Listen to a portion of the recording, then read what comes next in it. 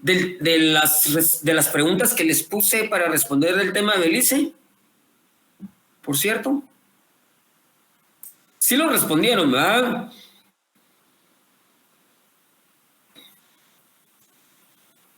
¿Aló? ¿Tengo gente ahí? Sí, Ley. Bueno, entonces, a ver, Catherine, ¿preguntas? Buenas noches, licenciado. Buenas noches. Fíjese que tengo una duda en una pregunta del cuestionario. Ajá. En realidad yo la estuve leyendo, pero no logré encontrar la respuesta. Ajá. ¿Verdad?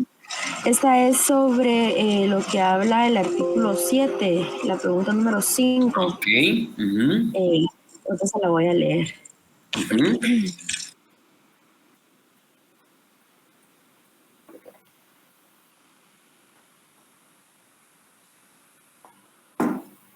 Leila, ahorita que me escribió, siga, Catherine, léamelo. Leila, dice, escríbame, perdón, Catherine, un momentito. Leila, escríbame a mi chat, por favor, privado, para ver lo del examen extraordinario. No sé quién más está con el examen extraordinario, por favor. Que me hablen ahí. Escríbame ahí, por favor, pero me escriben. Sí, dígame, Catherine, perdone, hoy. No tenga pena, licenciado. Dice, explica el alcance legal que contiene el artículo 7 del tratado celebrado en Guatemala e Inglaterra. Ajá. En realidad, yo leí el artículo, pero en realidad no logré encontrar la base legal. No, es que cuando yo me refería al alcance legal, era que tenían que leerlo e interpretarlo. El problema que tenemos con ese tratado con Belice radica en que si ustedes les habrán enseñado cuando estábamos vieron algún día el tema de Belice en primaria, secundaria o en la fase que fuera, siempre se habló de que había una obligación de parte de Inglaterra de construir una carretera entre Guatemala y no recuerdo dónde, ¿sí? Pero si ustedes leen bueno, entonces siempre estuvo con aquello que Guatemala le iba a exigir a Inglaterra que construyera esa carretera o que pagara 50,000 libras esterlinas, pero también eso nos daba el acceso al mar. Estábamos por el lado del Atlántico. Resulta que si ustedes leen ese artículo 7 dice que la construcción de esa carretera va a ser de manera conjunta. Eso implicaba que entre el gobierno de Guatemala y el gobierno de Inglaterra se tenía que construir la carretera. ¿Estamos? Entonces no solo era obligación de ellos. Y entonces, como no se cumple, porque dicen que eso va a afectar que perdón, solo aquí tengo mi dulce de esos de... Entonces, el problema era de que los cuates estos, los ingleses y el SMB, que era su majestad británica, deciden de que no se va a construir porque si no se iba a enojar el señor el nuevo, el gobernador, o no me recuerdo qué era, de Belice. Entonces mejor ya no lo construyamos y por eso en el trabajo se ven unas cartas que le envía el firmante de Inglaterra, Blake, algo así creo que era, o White, a Pedro Molina, donde le explica, dice, mira, la verdad teníamos solo la buena intención, pero no se pudo hacer porque ahorita el gobernador de Belice, por darle un nombre ahorita, se puede enojar y se puede ofender. Entonces, pero realmente fue una excusa tonta para ellos no cumplir con ese tratado. Como Guatemala sigue tratando, intentando y alegando, entonces en 1856, ya de mala gana, celebran ellos un nuevo tratado. Una ampliación más que todo. Y donde dicen, bueno, ¿saben qué, muchachos? Les vamos a dar 50,000 libras esterlinas. Y se acabó el relajo. Y lo iban a dar por pagos y eso iba a servir para esto, aquello, lo otro. Y al final de cuentas, como no hubo ratificación de esa nueva convención, se perdió. Y ahí se perdió todo el relajo. Entonces, de eso se trataba. Catherine, era que ustedes leyeran el artículo 7, que ahí se los puse, y vieran de que esa no era una obligación propia de los ingleses, era una obligación conjunta, la cual jamás se llevó a cabo. ¿Estamos ahí? Okay. Sí, licenciado. Gracias, muy amable. Bueno. ¿Algo más? Si no... Consta, señores, que yo no los obligo a hacer el trabajo, pero preguntas de ahí si van a venir en el examen. Entonces, para que se pongan pilas. ¿Estamos? Bueno, vamos a continuar clase, pues. Hoy vamos a entrar a ver lo que es la reforma liberal. Esta ya estamos viendo acá que la reforma liberal, recuerden que hay dos grupos. Están el grupo de los conservadores y están el grupo liberal. Los conservadores son los dueños de los medios de producción. Son todos los criollos, son todos los españoles a quienes vinieron a robarse la tierra aquí a América a los indígenas. Entonces, después ya conforme va avanzando la comunidad, se van creando otro grupo liberal, ¿sí? Que son unos que traen un poquito más de ideas progresistas, si se quiere decirle así, y entonces ellos buscaban lo que era la unidad centroamericana, no así como lo tenía los conservadores, que buscaban la separación por el tema de que primero había un abuso por parte del reino de Guatemala, de la provincia de Guatemala sobre las demás provincias centroamericanas. Y entonces eso fue una de las causas que causó de que no pudiera haber habido una reforma liberal, una unidad centroamericana. Entonces, ¿por qué todo se volvió al liberalismo? O sea, ¿qué es lo que estaba fallando dentro del conservadurismo para que hubiera un cambio hacia el sistema liberal? Entonces, uno de los primeros puntos que era a nivel interno básicamente se mantenía la estructura agraria y económico de la sociedad donde convivían al estilo colonial. Cuando estamos hablando de convivir al estilo colonial, estamos hablando de que estos señores estaban los indios esclavizados y estaban los criollos, que eran los dueños, los criollos y los españoles, que eran los dueños de la tierra, y dentro de esos también vamos a meter a la iglesia, que tenían cantidades enormes de propiedades. La otra, la tierra comunal como parcela individualizada. Se recuerdan que a los indios se les dieron parcelas individualizadas para que las trabajaran, pero al final de cuentas ni las trabajaban porque obligadamente tenían que ir a trabajar a los colonos en los tiempos de cosecha y de siembra de sus terrenos. Entonces, las tierras comunales y los extensos latifundios de la iglesia y de las llamadas familias o élites criollas, sucesoras del poder político tras la independencia. Por supuesto que el poder político tras la independencia trajo consigo modificaciones que de alguna manera tendieron a aceptar la aceptación relativa sobre la posesión de la tierra. Al final de cuentas, de la colonia para pasar al proceso de independencia, definitivamente no hubo mayor cambio. Y eso fue lo que generó una de las situaciones para que el liberalismo triunfara en su momento aquí en Guatemala. Entonces, por el lado externo, hubo con Mariano Gálvez en 1830 un intento de iniciar las condiciones para arrancar las tendencias al capitalismo dependiente, más o menos imitando a varios países europeos. En esa época ya se había dado en Europa lo que era la revolución industrial, ¿sí? Entonces venían muchos avances tecnológicos y entonces América se estaba quedando atrás en esa circunstancia. Entonces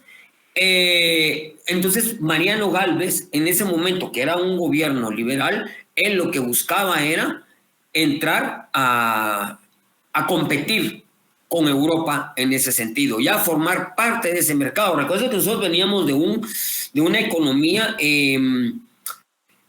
¿cómo lo podíamos decir? Monogámica, por decirle ahorita, porque no se me viene el nombre correcto, que era entre solo América y España, ¿sí? Y España, América. No había otra forma otra forma de comercialización con otros países, más que los pleitos que nosotros teníamos con los ingleses que metían sus contrabandos y que ellos atacaban,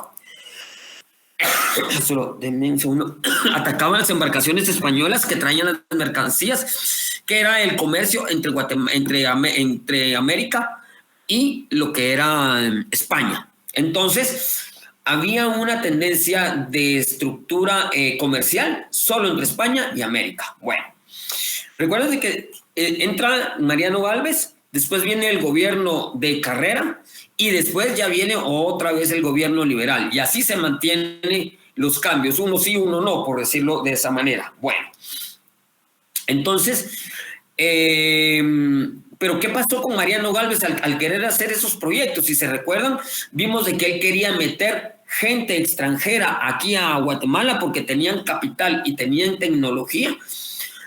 Pero lo que hizo fue empezar a agarrar todas las tierras y empezarles a dar a todos ellos tierras regaladas, lo que no hizo con los nativos de aquí de Guatemala.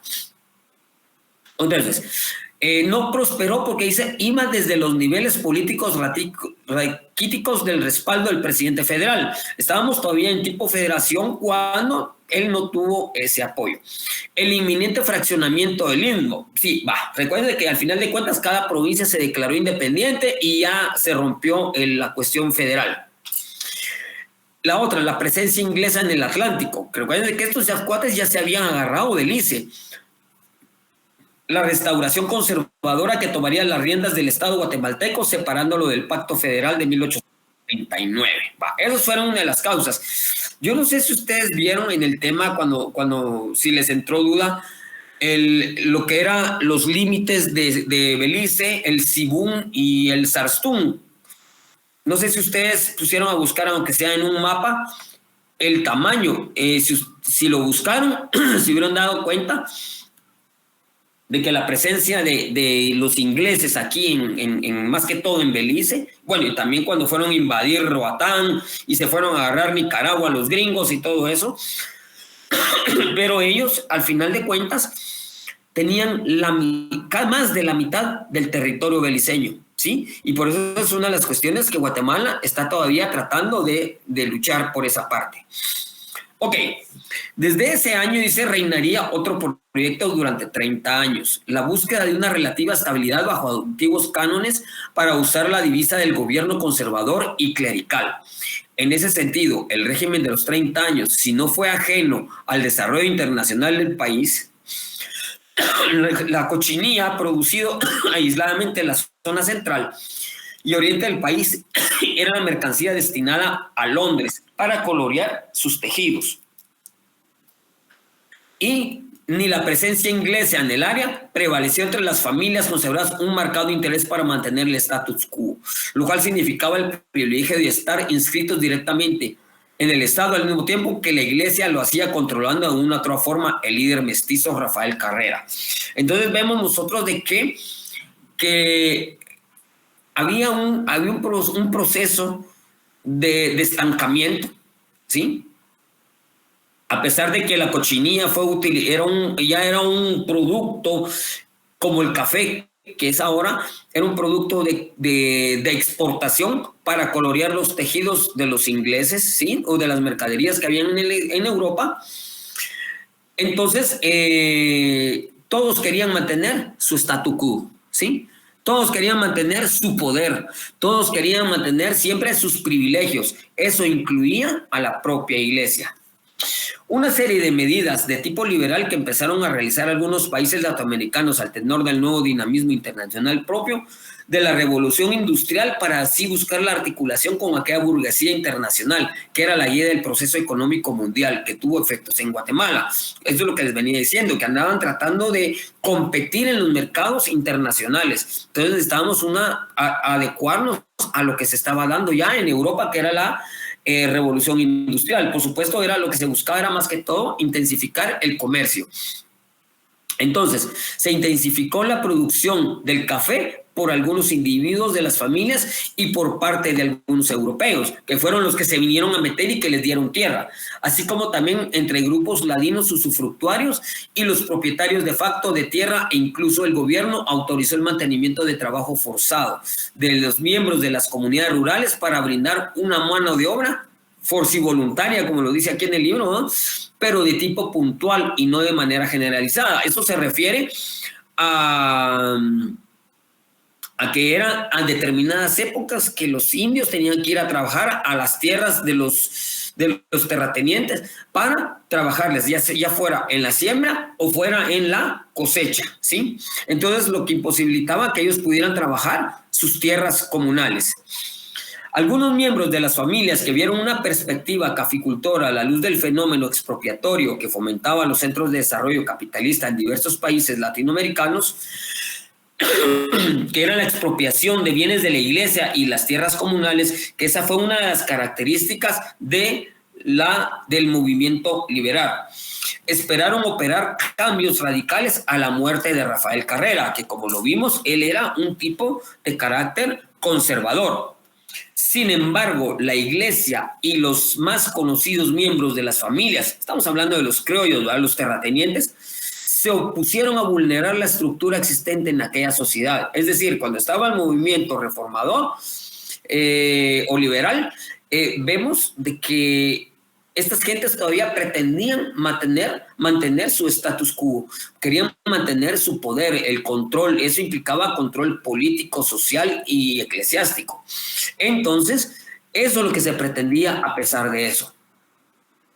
Entonces, el régimen conservador todavía ejercía influencia en Honduras y El Salvador. Sin embargo, en la década de 1860, El Salvador y Guatemala existía un grupo económico importante, deseoso de transformar la estructura de una sociedad en el sentido liberal, ya que recuerden, y latinoamericano del término. Es decir, que no es de que durante la época conservadora no hubiera liberales. Claro que sí existían los liberales, pero el tema es de que ellos no podían, como no tenían el mando, no podían generar ese tipo de política que se necesitaba en ese momento. Entonces ellos estaban, pero no se les permitía desarrollarse. Entonces, en México, porque recuerden que en 1860 todavía faltaban 11 años para que entrara el gobierno liberal. En México, las modificaciones sustanciales realizadas por Benito Juárez bajo el sello liberal habría de influir definitivamente. En Guatemala y El Salvador eran los propios propietarios caficultores los que habían de reorientar el proceso político y económico con la finalidad expropiatoria ya indicada. Entonces, vemos de que el proceso liberal consistió en, primero que todo, como una de las primeras medidas, expropiar a la iglesia de todos sus territorios, todas sus propiedades y venderlas. Para América Latina no había otra alternativa que buscar el mercado europeo y estadounidense para dinamizar aquella estructura económica campesina y en mucho menor escala en aquellos latifundios extensivos poco productivos. Y así se fue evidenciando la influencia del capitalismo internacional en estas sociedades rezagadas, dado que se había convertido en un motor de nuevas energías de descanso en el planeta. Por eso generó el exterminio de tribus indígenas en Argentina, la desestructuración de tierras comunales en México y como por lo menos para citar un par de ejemplos.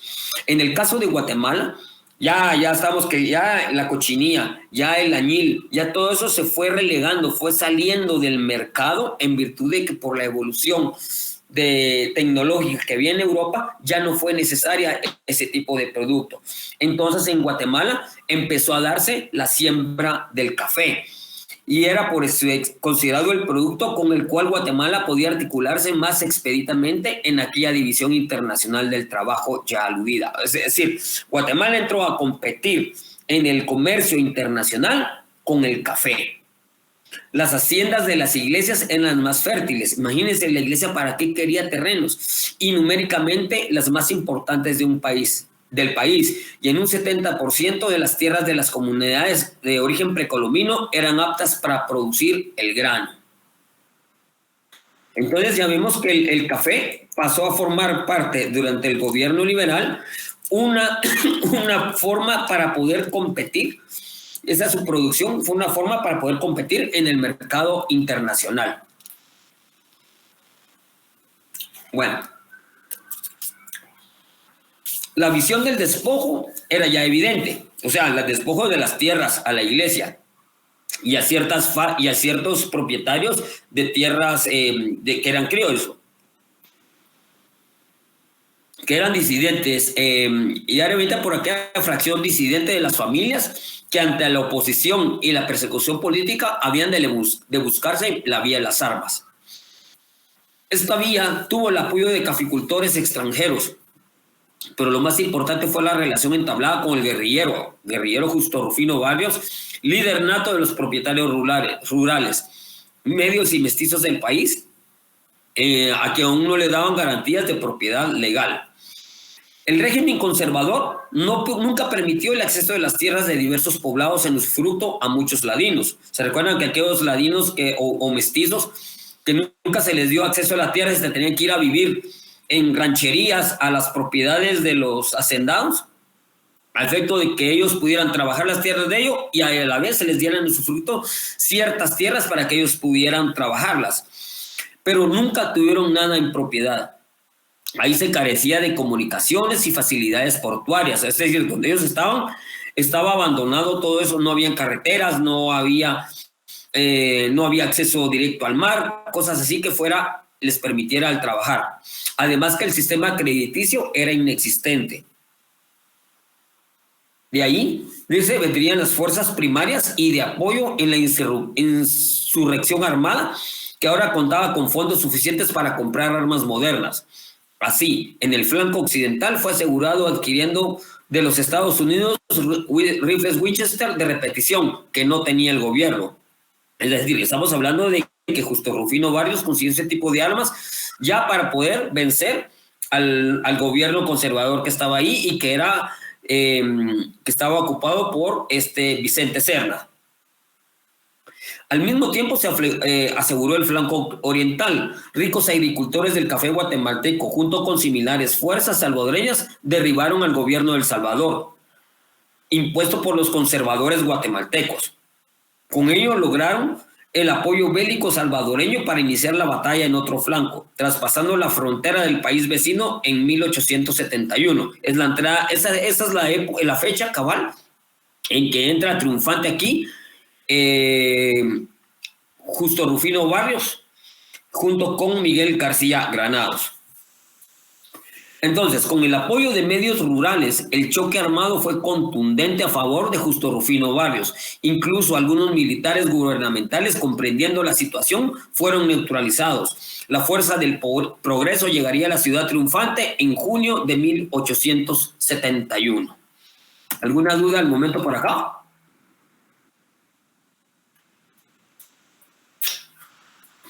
¿Estamos claros? Repetimos un poquito lo que era el poder de los conservadores, cómo se manejaban ellos, y que esas mismas fueron las causas por las que se dio la reforma liberal.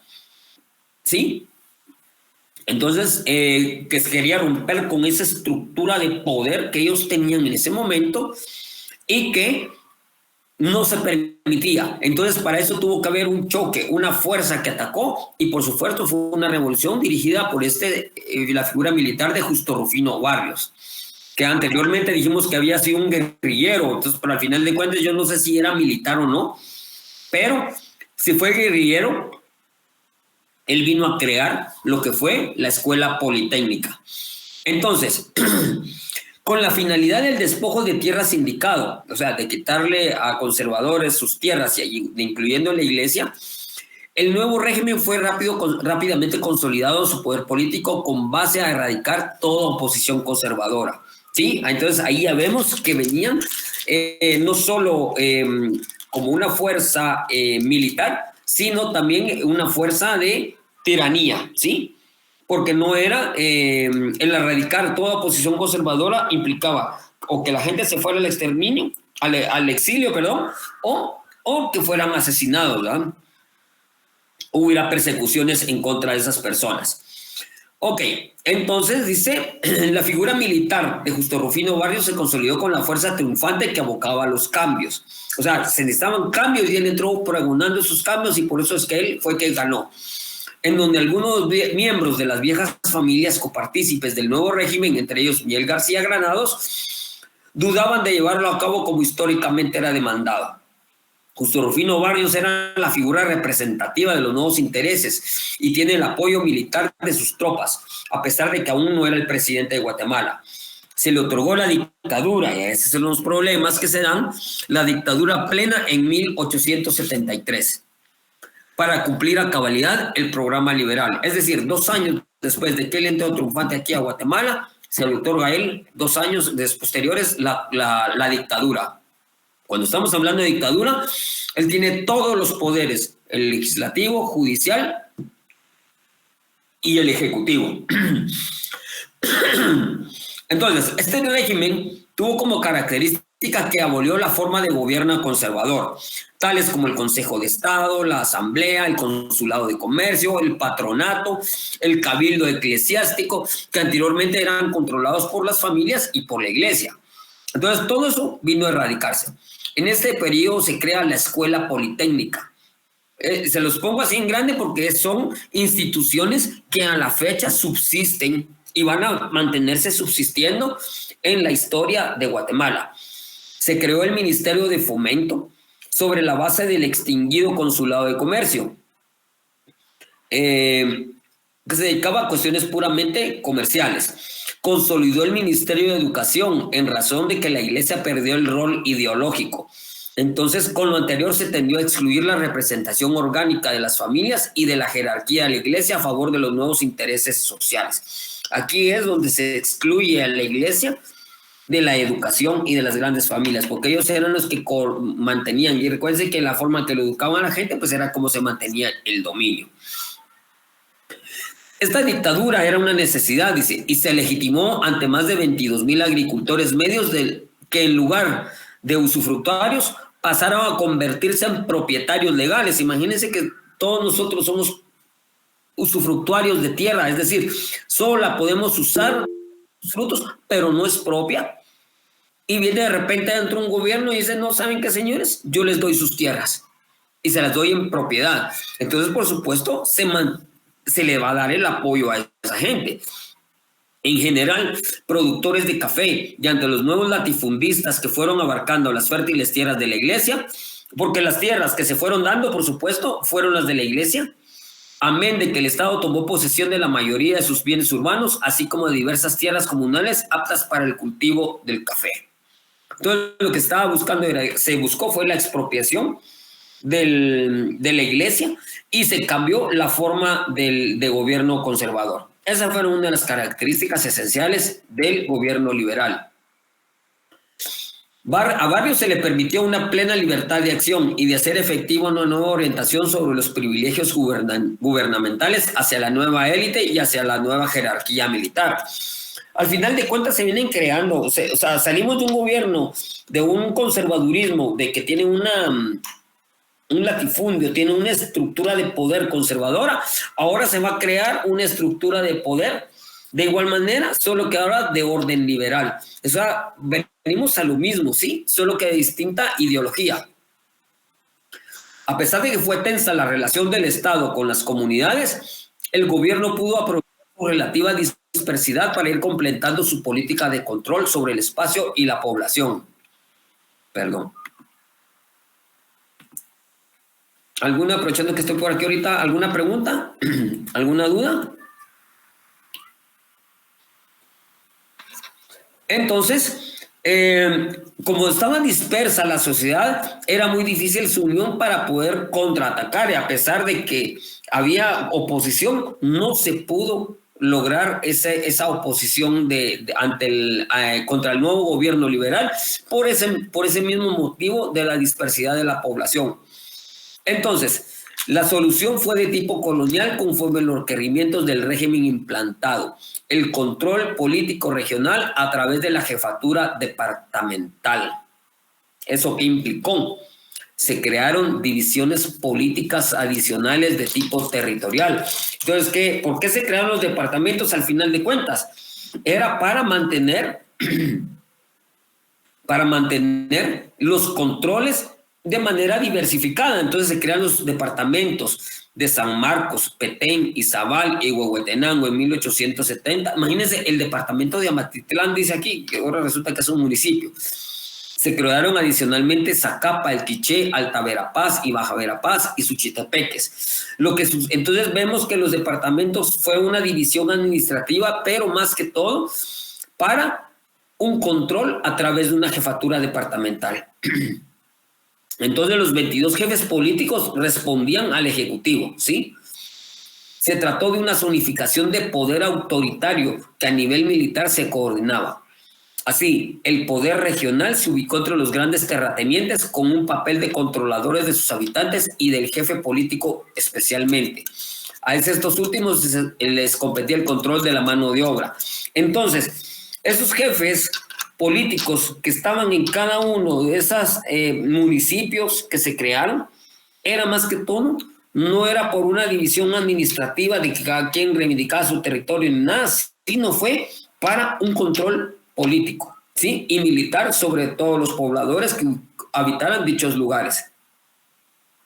En relación a la iglesia, dice, se expulsó y se prohibió las órdenes religiosas, incluyendo la jerarquía eclesiástica. Tras ser expropiada de sus bienes en la misma década, se les prohibió cobrar el diezmo y otros ingresos impositivos que ellos tenían a su favor. Una característica esencial fue esto, expropiar a la iglesia de sus territorios, de sus propiedades. Bueno, ahora la nueva ideología. Seguida la abolición de las órdenes religiosas y la expulsión de los elementos conspicuos de la guerra jerárquica católica a mediados de 1870, seguidamente Justo Rufino Barrios decretó la libertad de culto. Entonces vemos que son avances liberales y que se han incrustado tanto entre nuestras culturas, que por eso se dice de que este tipo de gente que es de tendencia liberal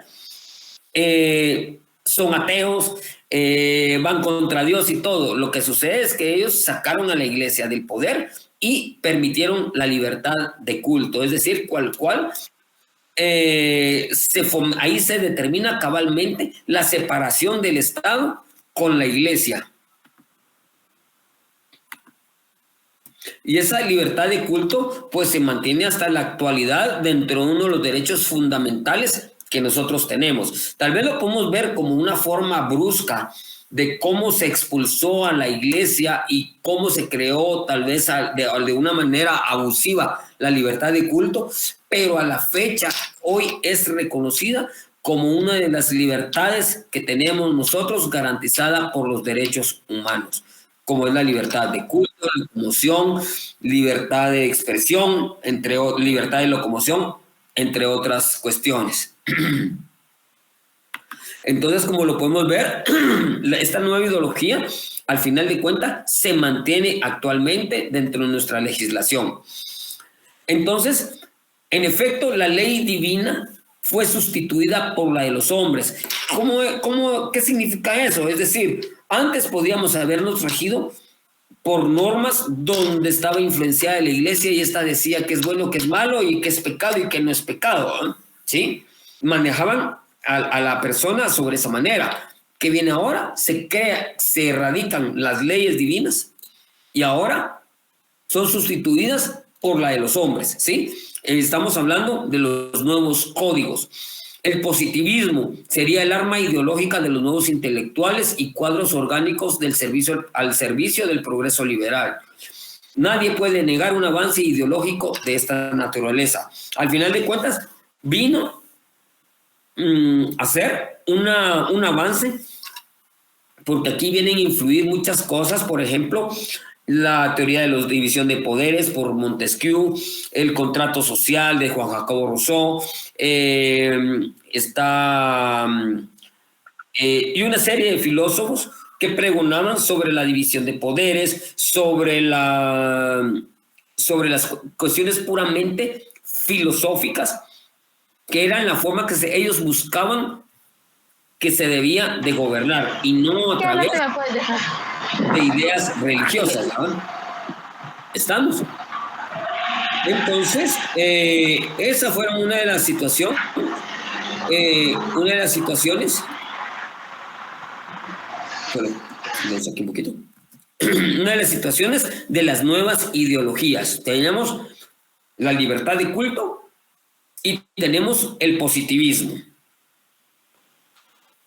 Cuando ya estamos hablando de positivismo, estamos hablando de las leyes humanas. ¿Estamos?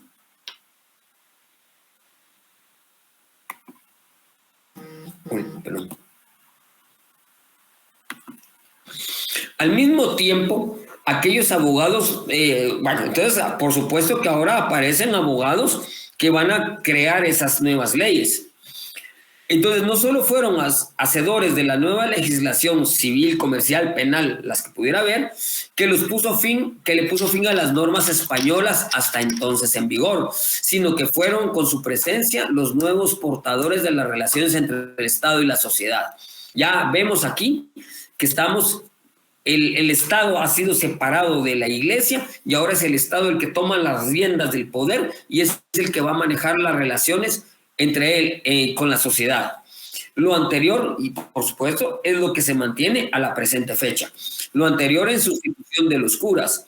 Ese papel proyecta sin duda la diferenciación entre los abogados notables y los demás. Bueno, a nivel rural, ahí está, aquí ya uno de los problemas, que esos alcances liberales no llegaba a toda la República. Había lugares donde definitivamente no se llegaba y esos alcances como que eran o muy ínfimos o eran inexistentes. Entonces dice acá, al nivel rural, dice, con pocos curas y pocos abogados, los ritos precolombinos y la brujería se expandieron.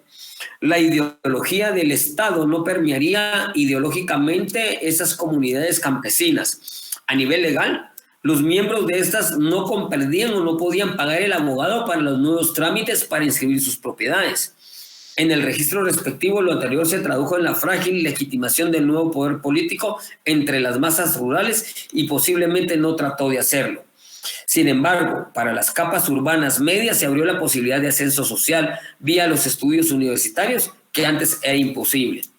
Entonces, a nivel rural, el gobierno evitó la presencia de curas en el campo, mientras se hizo presente en el país el evangelismo protestante norteamericano con $1 en la mano y la Biblia en la otra. Entonces, vemos que ya en la época liberal es que entra el protestantismo acá a Guatemala, ya como una libertad de culto, no como un poder tras del trono del Estado. ¿Estamos?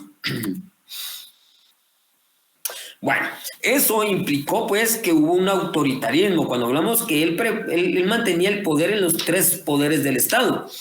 En un clima de terror salieron igualmente exiliados diversos miembros de las familias, básicamente por haber figurado como opositores, pero no fueron confiscados sus bienes.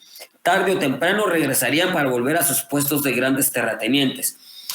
Hay un libro que se llama Las 48 leyes del poder y dentro de ellas dice que cuando uno destruye al enemigo hay que destruirlo definitivamente, porque si no se logra recuperar y va a regresar con más fuerza contra nosotros. Entonces, cosa que no hizo este tipo. Él, si los iba a exiliar, le debe haber quitado sus propiedades.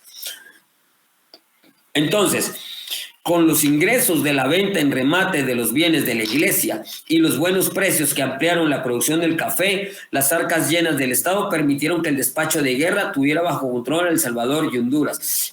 Aquí lo que estamos viendo de que Justo Rufino Barrios, la mayoría de los ingresos los empezó a utilizar más que todo para mantener los despachos de guerra, ¿sí? Para tener controles sobre todas las comunidades. En 1876, Justo Rufino Barrios perdió la oportunidad de integrar esos países en uno solo, o sea, a Honduras y El Salvador. Tras derrotar a varios grupos opositores, la élite política alrededor de Barrios estaba más preocupados por las cuestiones internas del reparto del botín y al mismo tiempo sentar las bases de una larga duración del régimen. Entonces lo que ellos trataban era de mantenerse indefinidamente en el poder y por supuesto teniendo los mismos privilegios y obteniendo beneficios del Estado. Y eso lo vamos a ver un poquito más adelante, que agarraban el dinero agarraban el dinero del Estado para mantener contento a ciertos grupos de poder y así ellos mantenerse en el mismo, ¿no? Así también se iniciaron las tareas ferrocarrileras para favorecer la comercialización del café de diversas fincas hacia el puerto del Pacífico, en donde el ferrocarril de Panamá serviría de enlace con Europa.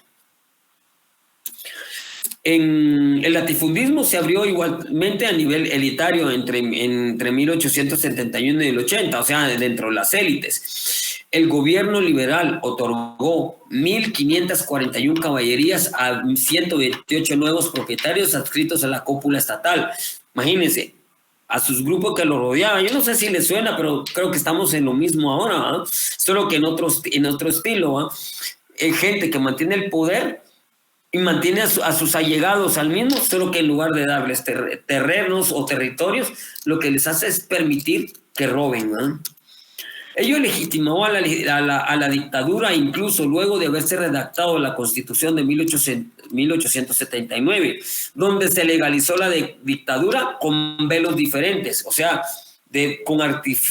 con diversas normativas. Lo que estaban haciendo era legalizar la dictadura y con ligeras modificaciones que no impidieron que su vigencia continuara hasta 1944, que fue cuando se da la revolución. Por ejemplo, dice, la ley electoral era una clara muestra de que no se pretendía una democracia, o sea, donde participara todo, porque tenía ciertas discriminaciones. Por ejemplo, los electores deberían ser alfabetos mayores de 18 años con un patrimonio superior a 1,000 pesos. Eso excluía y todos los votantes lo debían de hacer a viva voz, así como en un cabildo abierto, ¿eh? Teniendo un país pobre, la gente pobre, el 90% de analfabetos y que estaban sometidos a la tiranía si votaban por cualquier opositor, por supuesto que eso era solo un parapeto. Fue como las elecciones en Cuba cuando ganó Fidel y creo que fue el único participante para ser presidente de Cuba. Pero lo hizo solo para callar a la comunidad internacional, a pesar que todos sabíamos que eso era una farsa. Entonces, esas posiciones que realizaron en esa época liberal fueron también una farsa, porque se estaba excluyendo a la comunidad, ¿sí? Entonces, ¿quiénes eran los que votaban? Aquellos que tenían la plata, ¿no? Aquellos que tenían poder, aquellos que eran estudiados. El único partido, o sea, aquí ya vino a haber solo un partido, el liberal, y se autorregulaba con la inscripción de sus miembros en el aparato del Estado. Desde esta época el partido al mismo tiempo el gobierno y también se refería al partido. Y al mencionar el gobierno se refería a la serie de instituciones estatales existentes, incluyendo la oficialidad del ejército. Las elecciones se canalizaban a través de clubes electorales, en tanto que en la ciudad y en la reducido número de distritos electorales generalmente aclamaban la continuidad del régimen. Entonces, como vimos, el título que tenemos es era la tiranía. Entonces estamos viendo cómo es que esta gente empezó a mantener el poder, sacando a los conservadores. Ahora yo tomo el poder, el lugar de ustedes y empiezo con la misma situación, solo que bajo una bandera liberal. De esa cuenta, la representatividad en el periodo liberal estuvo controlada por los agentes estatales y municipales, debidamente articulados con los principales miembros de la sociedad política y económica del país dominante. Así, la representatividad era propia de los miembros beneficiados por el régimen. La Asamblea Legislativa quedó inscrita dentro de estos cánones. Dichos representantes o diputados eran la fachada de la representación nacional. Tan solo se unía 1 o 2 meses al año para aprobar lo dispuesto por el Ejecutivo. Entonces, ¿qué decía? Si Justo Rufino Barrios quería una normativa referente a determinada situación, pues entonces estos se reunían y resolvían lo que él estaba pidiendo. Entonces, como vemos, no existe esa independencia de poder. Dice, el periodo de sesiones generalmente terminaba delegando al Ejecutivo control sobre el sistema judicial.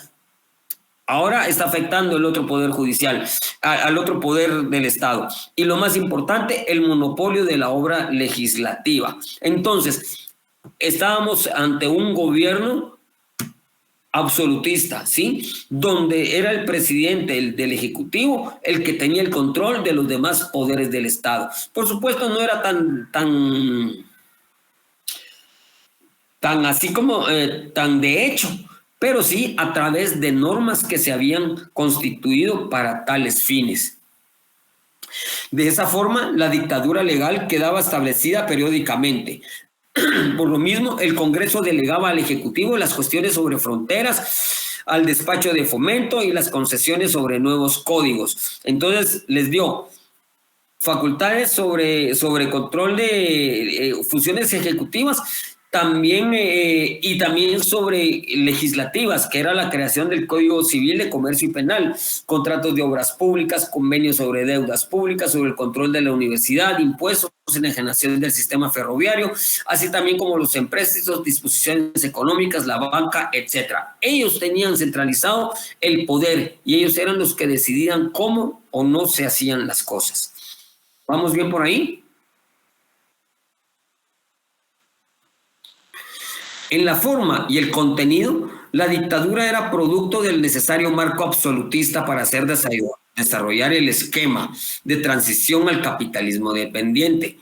Las masas urbanas, las capas medias y los restantes miembros de la sociedad, ajenos al bloque en el poder, carecían del mínimo canal para expresar su voz. Cuando la oposición se hacía presente, la represión era directa.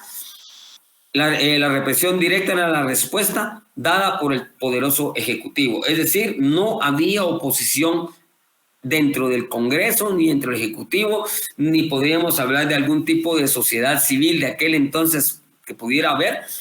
Todo era acallado, ¿sí? Estábamos ante una dictadura. ¿Vamos bien ahí? ¿Estamos claros en esa parte? Vemos cómo se transformó, o sea, lo que vinieron ellos a realizar, perdón. Sí, gracias. Ok.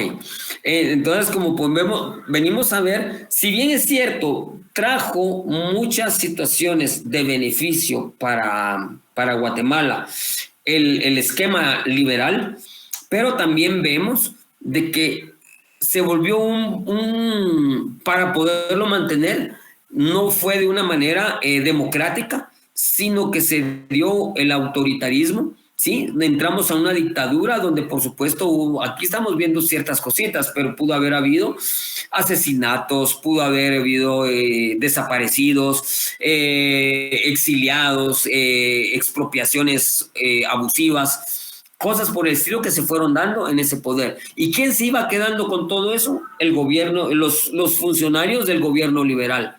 Entonces estaban creando nuevos grupos de poder, solo que en función del gobierno. Ok. La dictadura personal. Las arcas gubernamentales estuvieron sujetas al voluntarismo. Miren, yo no sé si esto anterior que estamos viendo ahorita, si lo vamos a ver, si lo vemos, lo miramos a la actualidad, lo podemos hacer comparativo. Lo podemos hacer comparativo con lo que se está dando en la actualidad. ¿Sí? Vemos que había un gobierno, habían gobiernos, podemos decir, conservadores, que son los gobiernos de derecha, que han tratado de mantener el poder, y hoy está entrando uno liberal o de izquierda, si le quieren ver, ¿sí? Y entonces va a venir un contraataque de estos que entran hoy, que es Bernardo Arévalo, y va a empezar a atacar a todos esos gobiernos, a esas personas que ahora se han apropiado ilegalmente de recursos del Estado, pero ellos van a pasar a ocupar el lugar de ellos. Eso es el problema. Si lo vemos conforme lo que dice la historia, lo vamos a ver nuevamente ahorita. ¿Estamos? ¿Alguien que quiera decir algo?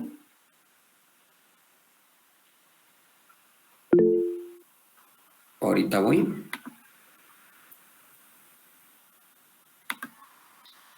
Sandra Magalí, por favor. Buenas noches, licenciado. Entonces lo que yo entendí es que cuando estaba el gobierno conservador, quienes tenían el poder eran los terratenientes, las personas con dinero. Ahora en el liberalismo se podría decir que pasa a tener el poder el Estado, ¿verdad? En el liberalismo. Y que el Estado es el que se empieza a enriquecer y a expropiar y a quedarse con esas propiedades. Mire, no es tanto el Estado, sino con los nuevos gobiernos, los nuevos regímenes conservadores o liberales. Ahora, en este caso sería liberal. Sí. Ellos lo que pasan a tener es control del Estado. Y bajo ese control, ellos lo que vienen es a expropiar propiedades, ¿verdad? Y las empiezan a vender. Sí. Por ejemplo, se podría decir que en el conservadurismo, se podría decir, eran las empresas las que tenían el poder, o sea, los de dinero. Los terratenientes criollos, ¿verdad? Los criollos españoles y la iglesia, Ajá. Que son los que unieron el poder, y ahora el poder lo tiene el Estado con el liberalismo. Y ahí correcto. Ya, gracias. Vaya. Entonces, vamos a ver dónde me quedé no sé si era en esa donde iba.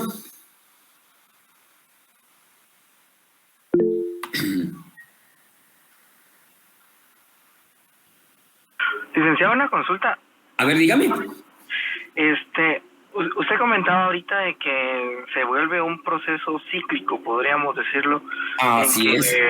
En que al final, cuando el que está dependiendo la coyuntura política o la coyuntura social en donde cada gobierno empieza a gobernar, ya sea liberales o conservadores, empiezan a hacer su proceso de gobierno, y lo que ellos duran en el Estado como organizadores del Estado. ¿Ha habido en algunos otros países algún rasgo en donde, o algo que llegue a romper ese ciclo? Tal vez no en Guatemala, pero tal vez tomar alguna referencia de algunos otros países en donde tal vez sí se ha roto ese ciclo, y que tal vez cuando llega el liberalismo no va con un proceso de suplantar al capitalista o al conservadurismo, sino simplemente tratar de darle empuje en algunas condiciones o aquellos proyectos o aquellos procesos que sí son buenos para la nación, y que retoman o empiezan a abrir otras brechas sociales, tal vez. Ya, fíjese que yo lo veo difícil. ¿Por qué? Porque alguien que quiere venir a implementar algo, al final de cuentas va a tocar intereses de alguien que ha tenido el poder, y que ha tenido el poder empieza a bloquear. Y entonces yo lo veo difícil. Entonces es por ello que esos gobiernos nuevos que vienen a tomar los poderes entran en función de autoritarismo. Entonces se empiezan a desplazar a nosotros a la fuerza y no les permiten un espacio para poder oponerse, porque saben que les va a afectar sus proyectos. En Latinoamérica yo veo muy difícil que haya algo así. No sé, tal vez habría que ver de repente por América del Sur, podríamos encontrar algo, si es que lo hubo en algún momento, aunque yo lo dudo mucho. Creo que de este lado de América es un poco difícil encontrar algún modelo. Sí, porque no va a haber alguien que, si por ejemplo nosotros en esta clase, tenemos el poder, y que vaya a venir otra sección a querer tomar ahora les va a tocar a esa sección, a otra, tomar lo que nosotros tenemos bajo control, nosotros nos vamos a oponer, por supuesto. Entonces, si el otro trae más fuerza, lo que va a hacer es que nos va a reprimir. Entonces, porque es la única forma de que ellos van a poder alcanzar sus fines sin mayor obstáculo. Ya, entiendo. Gracias. Vaya. Entonces, de esa forma, la dictadura liberal, la dictadura legal quedaba establecida periódicamente. Entonces vemos aquí cómo mantenían ellos el control de las finanzas y de todo el Estado.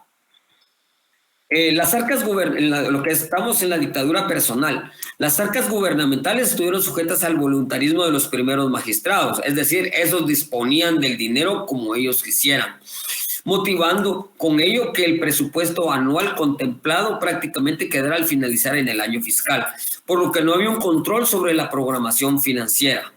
Esto se tradujo en una serie de prebendas, no solo a favor del presidente del Ejecutivo, sino a su respecto a sus más allegados, colaboradores, amigos. Lo anterior para premiar lealtades claves en el mantenimiento de su personal dominio político.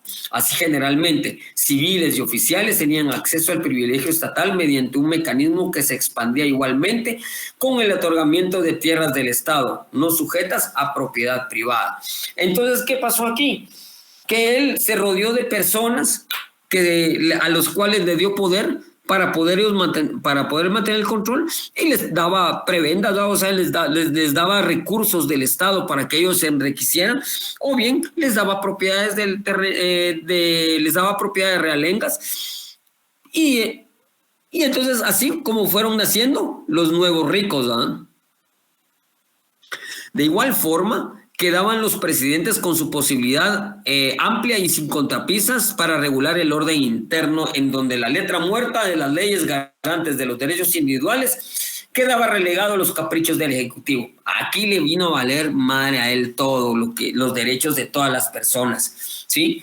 En definitiva, el señor presidente era el jefe, el bastión del mismo sistema, la unidad salvadora de las rencillas, disputas y discordias en el seno de los grandes propietarios.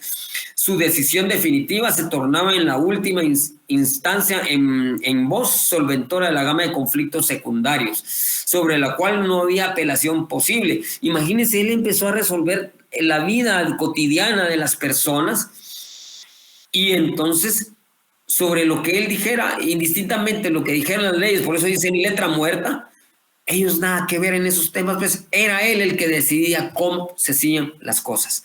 En general, dice, no había cuestionamiento sobre esta última instancia, o sea, no había apelación, porque todo el sistema pendía de su mano y los brazos represivos, directos e indirectos, estaban a su alcance y voluntad. Por eso vemos que hay una dictadura, ¿sí? Donde él decide y crea las normas.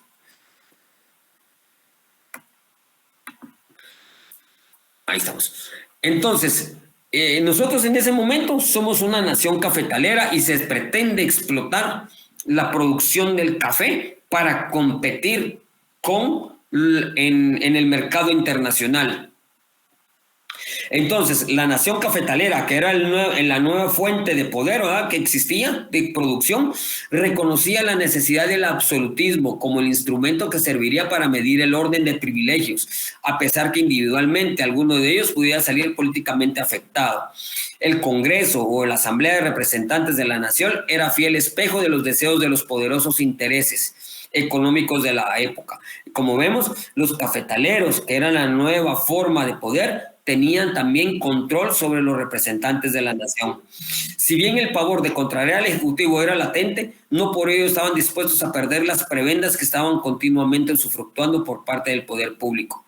De esa cuenta, hablar de poder público y poder privado casi venía a configurar como una sola modalidad de poder, en el cual el señor presidente cohesionaba al grupo dominante del país, reproduciendo el esquema mismo de la seguridad de las grandes propiedades. Es decir, ya se vino a crear una fusión entre ellos para efecto de mantener el control. Ambos se necesitaban, ¿sí? Uno para proteger y el otro para producir. Y entonces, el que quería producir necesitaba estar seguro de que no iba a tener problema con sus tierras. Entonces, por lo tanto, se tenía que alinear mucho al Ejecutivo. Las tendencias al centralismo, dice. La orientación básica del Estado liberal estaba, miremos, pues, la orientación básica del Estado, ¿cuál era? Estaba dirigida a proteger y desarrollar la producción extensiva del café. Era la economía del país en ese momento, así como también a procurar la necesaria red ferroviaria y vial indispensable para su comercialización. Entonces construyeron puertos para eso. Se recuerdan que vimos que construyó el puerto de San José, por lo que las instituciones se adecuaron a las relaciones sociales dominantes de esa época, diagramando un poder ejecutivo que articularía un centralismo del Estado entre los despachos de fomento, gobernación y de guerra. Estos ministerios funcionarían para promover el desarrollo de los latifundistas sin excluir el apoyo de la economía bananera. Dichos ministerios tendrían dos grandes áreas. Primero, el control espacial, en donde el despacho de gobernación, a través de la sección de tierras, otorgaba títulos a particulares y el despacho de fomento, mediando en las concesiones con intereses foráneos.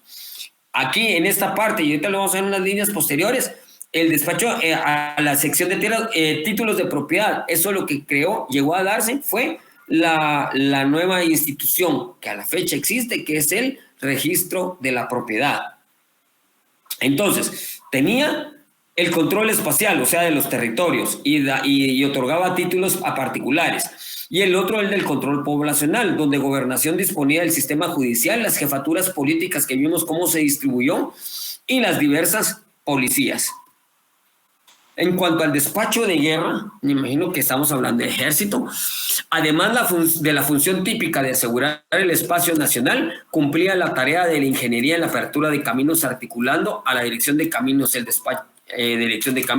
del despacho de fomento, promoviendo la consecución de mano de obra para dicho objetivo. Este despacho de guerra estuvo presente para velar por el cumplimiento de los mandamientos de campesinos. Si se recuerdan, estaban las empresas zapadoras, que eran aquellas que agarraban a los pobres campesinos y si no estaban ellos comprometidos con una finca, se los llevaban a esas empresas, a estas entidades zapadoras, para que empezaran a trabajar en la construcción de carreteras y, por supuesto, solo de manera gratuita, sin ningún tipo de pagas, pues más que todo, la comida, ¿eh? Entonces, el ministro de guerra, el ministerio de guerra, o el despacho de guerra más que todo, estaba velando por la forma en que se iban a distribuir los mandamientos de los indios a los, ¿cómo se llama? A los grandes terratenientes, ¿verdad? En cuanto al antiguo consulado de comercio, se pretendió eliminar las trabas regionales que los comerciantes conservadores mantenían respecto a los comerciantes. ¿Por qué? Porque eso les permitía a ellos manejar el comercio y tener los controles sobre el mismo. Entonces, los intereses comerciales y productores de esa región no habían tenido el apoyo del Estado para la construcción vial y portuaria que ansiosamente requería. Por ello, tras la creación del despacho de fomento, se habilitó el puerto de Champerico en el Pacífico, se aceleró los trabajos de construcción de caminos de herradura, paralelamente a la búsqueda de nuevas empresas navieras para la comercialización del café, que debía agilizar la vida nacional. Este despacho que hablamos de... ¿dónde están perdón, que se me perdió la palabra? El consulado de comercio fue cerrado al final de cuentas porque respondía a los intereses de los conservadores. Entonces viene él, no, a través del despacho de fomento nosotros vamos a manejar el comercio de Guatemala. La reforma liberal incluyó a través del despacho de fomento una reestructuración legal de las transacciones mercantiles, aboliendo el privilegio de los miembros del consulado, que fue suprimido. Ya ven que el consulado fue suprimido. La reforma liberal vulneró el control secular en el espacio a través de la política de la confiscación de bienes eclesiásticos. Volvemos a encontrar otra vez el tema de expropiación de la iglesia y algunos comunales, así como el otorgamiento de terrenos baldíos, también obligados a dividir en parcelas las tierras comunales. Entonces, al final de cuentas, el que menos salía beneficiado fue el pueblo, ¿eh? Hubo oposición a la división de las tierras comunales, pero la división en gran escala y la implicación de las grandes propiedades hizo crear el registro de la propiedad. Entonces ya vimos que en el gobierno liberal se creó ¿cómo se llama? La escuela politécnica. Se implementó la libertad de culto. Ahora tenemos el registro de la propiedad, que a la fecha todavía son 3 instituciones que a la fecha se mantienen. Entonces, la sección de tierras, que también existe a la fecha, sancionaba como tales a los nuevos propietarios que rápidamente registraban sus títulos. La Secretaría de Fomento, que me imagino que es como una Secretaría de Comercio, con la mano de obra forzada campesina, amplió la red mínima de caminos carreteros entre los nuevos latifundios y las principales vías del país, con grandes limitantes y no como pudieron creer los terratenientes. Al despacho de Fomento le correspondió la tarea histórica y noble de promulgar leyes relativas a la coerción forzada de mano de obra campesina. O sea que no, como les digo, eso fue para afectar a la iglesia y a los conservadores, pero lo que hizo fue crear nuevos ricos, ¿sí? Que eran todos aquellos que se movían alrededor de Justo Rufino Barrios. Al despacho de Fomento crear las normas para la coerción forzada de los campesinos en donde todo el engranaje de desarrollo se puso en marcha para darle cumplimiento.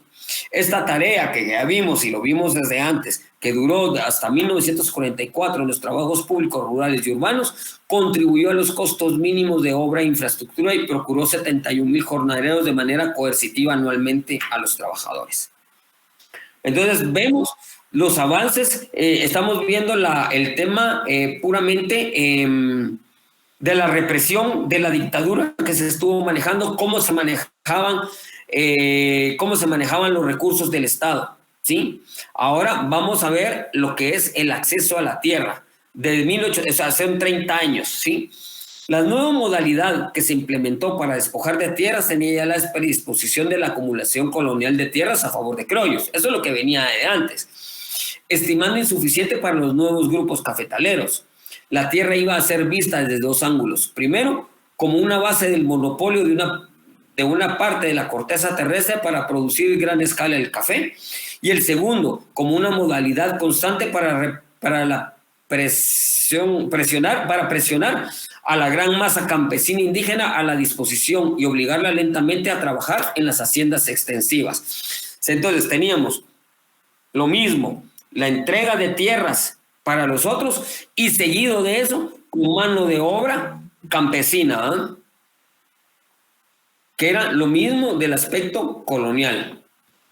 Solo durante cierta época de cosecha, una cantidad masiva de trabajadores temporales fue necesaria. ¿Se recuerdan lo que vimos? ¿Va? Que antes era constante, luego no. Solo va a ser para tiempo de siembra o de cosecha que vamos a jalar a esa gente. Y eso afectaba las tierras que ellos tenían comunales para poderlas trabajar o sus parcelas, ¿no?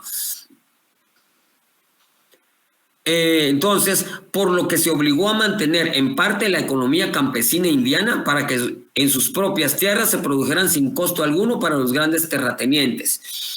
En ese sentido, fueron afectados los departamentos de San Marcos, Quetzaltenango y Alta Verapaz. Aquí en esta partida ya vemos que ya existe Alta Verapaz y Baja Verapaz. Antes solo era la Verapaz, que serían los más significativos espacios donde se desarrollaría el grano. En ellos se ubicó principalmente el proceso de expropiación, base de la acumulación originaria. Las migraciones a estos departamentos fueron considerables. Esas poblaciones migrantes fueron absorbidas, pues promovía de espacios donde la economía campesina quedó sin tierras y articulada a la producción cafetalera. Entonces mejor se iban quedando en las fincas porque al final de cuentas ya no tenían propiedades. El capital y su propia reproducción connotaba un atractivo frente a una economía campesina subordinada y explotada. Esta economía cercada, sin ser destruida enteramente,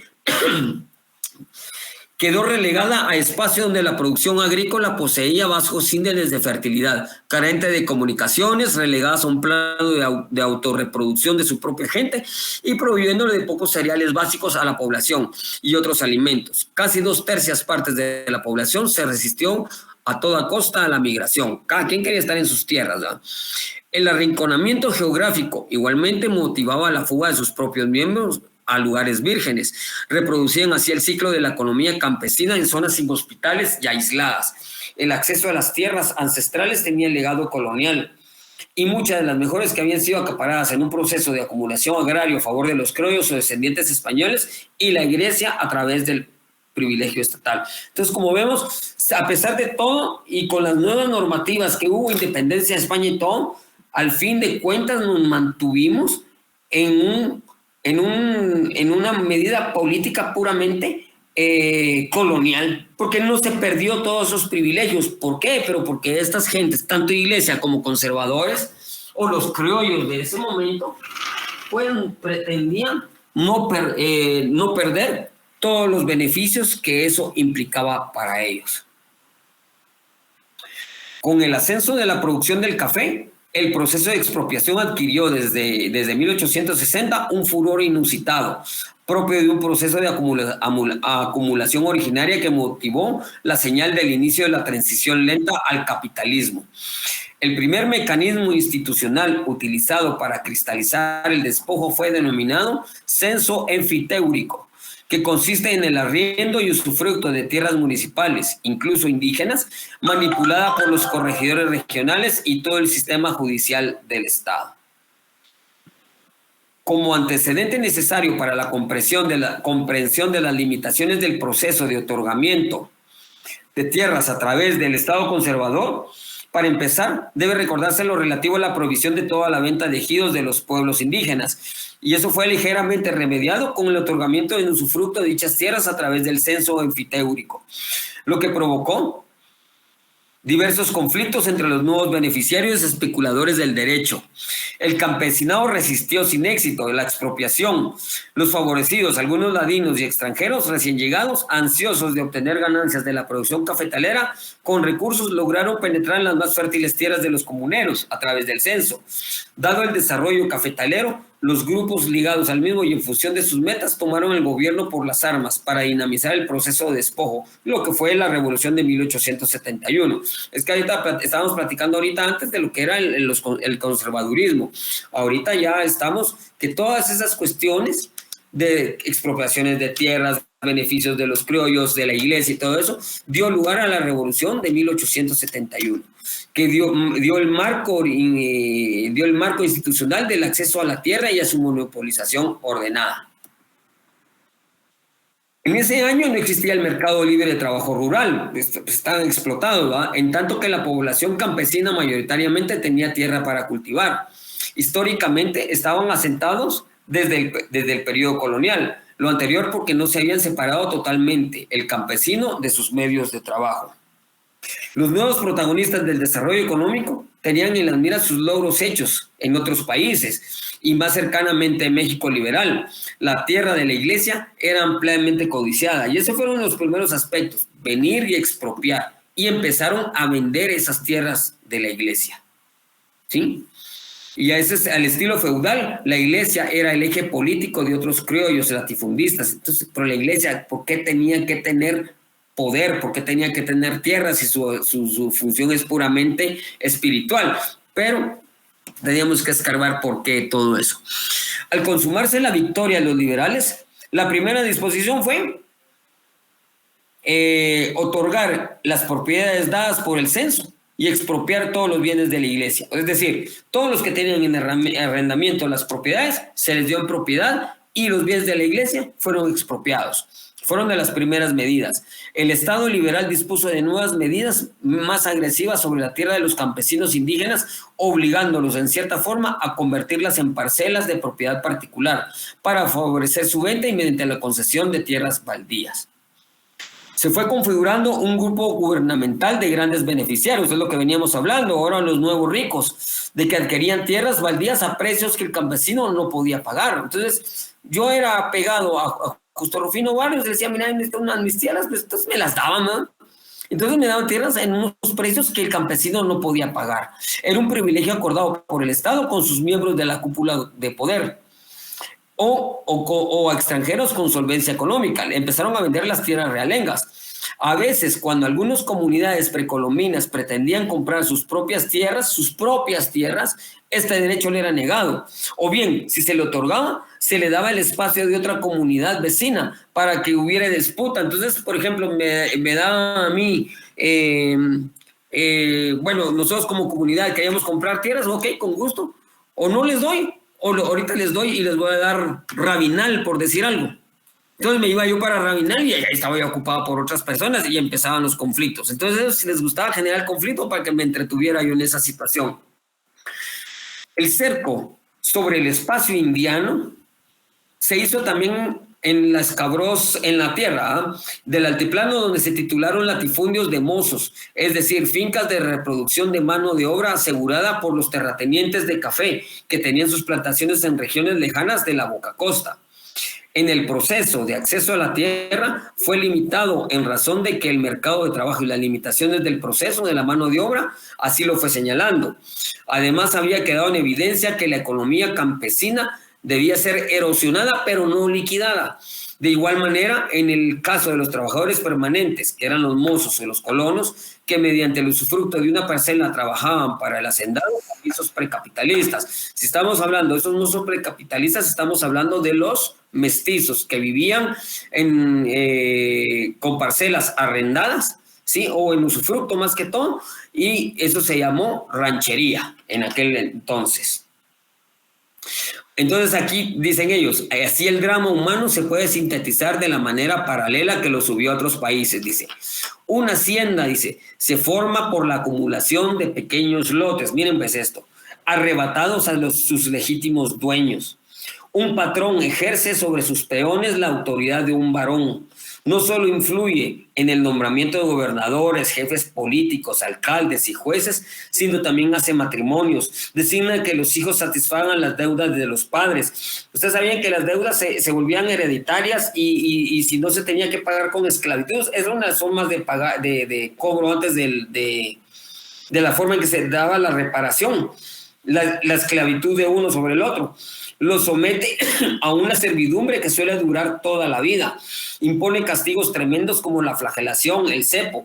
Toda india, soltera o casada, puede servir de blanco a los deseos carnales del Señor.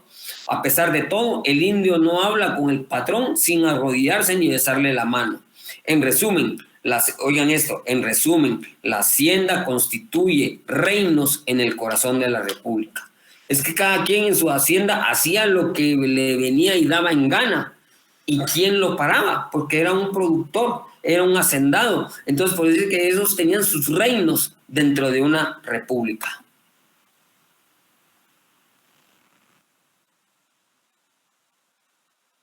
Ya vamos a terminar, Rita. En el oriente mestizo del país, los campesinos pobres descombraban montañas que por parcelas les fueron otorgadas en mínima escala durante la primera década del régimen liberal. Con eso los pretendían tener quietos. La propiedad de baldíos penetró en el área indígena, erosionando más el problema de la expropiación que sufría por carecer de títulos legales.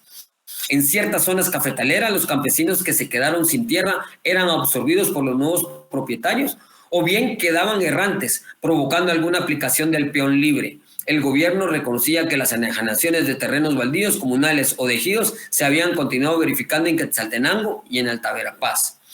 Ya solo esto nos queda. Durante el periodo del régimen liberal, la deuda pública fue un instrumento a favor de los sectores caficultores, destinados a acrecentar sus niveles de acumulación. Por ello, el orden de las finanzas en general y las finanzas gubernamentales en particular debían enlazarse con un todo. Se continuó con la vieja tradición de otorgar hasta el 50% de los gastos estatales en los sectores de seguridad, guerra y gobernación, por lo que se observaba diversas etapas y cambios en las modalidades. Entonces había un problema. Esto generó un problema porque todo lo que dio, todos los bienes eclesiásticos que dieron un empuje inusitado en crear recursos para el Estado, el avance cafetalero, los remates de las ventas de los bienes confiscados, de la bonanza cafetalera, el flujo del préstamo inglés contraído en 1869 y el aumento de los ingresos públicos dados en las alzas divisas.